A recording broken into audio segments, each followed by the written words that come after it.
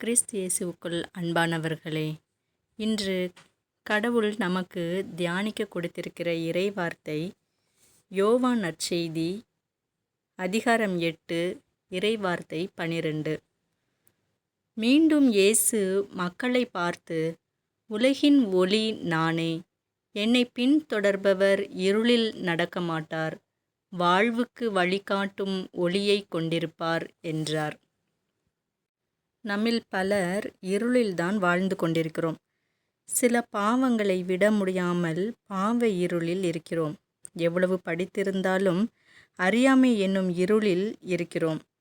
பயம், குழப்பம் போன்ற இருளிலும் வாழ்ந்து கொண்டிருக்கிறோம்.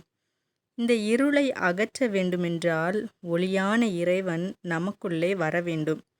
அவரே சொல்லியிருக்கிறார், என்னை பின்தொடர்பவர் இருளில் நடக்க மாட்டார், வாழ்வுக்கு வழிகாட்டும் ஒளியை கொண்டிருப்பார் என்று சொல்கிறார். எனவே நாம் இயேசுவையும் அவரின் போதனைகளையும் பின்பற்றி நடந்தோமானால் உண்மை, புனிதம், இரட்சிப்பு போன்ற ஒளி நம்மில் குடியேறும். ஒவ்வொரு நாளும் விவிலியத்தை தியானித்து அதன்படி நடக்க வேண்டும். அதனுள் இருக்கும் அர்த்தங்கள் ஏராளம். சாதாரணமாக வாசித்தால் புரியாது. தூய ஆவியின் வல்லமையோடு நாம் வாசிக்க கடவுள் நம்மோடு பேசுவதை உணர முடியும். அப்போது நம்முள் இருக்கிற இருள் எல்லாம் மறைந்து ஒரு ஒளி நமக்குள்ளே பிரகாசிப்பதை உணர முடியும்.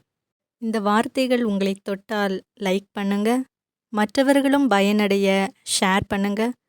தினமும் இந்த வீடியோ உங்களுக்கு கிடைக்க சப்ஸ்கிரைப் பண்ணுங்க.